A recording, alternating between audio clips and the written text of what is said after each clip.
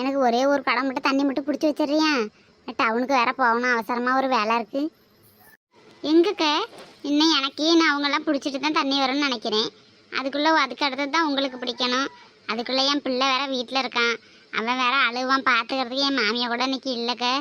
நீங்கள் மட்டும் பிடிச்சி வச்சுட்டு போயிருங்கக்கா. எந்த வேலையாக இருந்தால் என்ன, தண்ணி தானே 2 நாளைக்கு ஒருக்க தான் வருது. பிடிச்சி வச்சுட்டு போயிட்டா நல்லது தானே. அதுதானே பார்த்தேன். எல்லாம் பயங்கரமான ஆள், ஒருத்திக்கிட்ட ஒன்றும் சொல்ல முடியாது. ஆமாம் வசந்தி, நீ இங்கே தான் இருக்கியா? வாங்கிட்ட ஒரு விஷயம் கேட்கணுமே.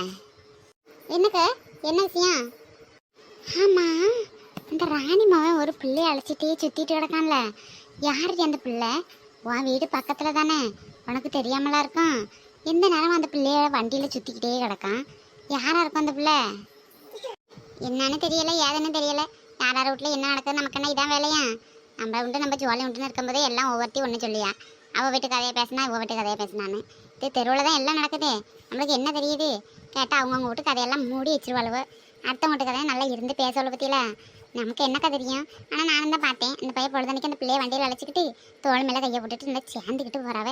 எங்கே போகிறாவன்னு தெரியலை, யாருன்னைக்கு தெரியலை.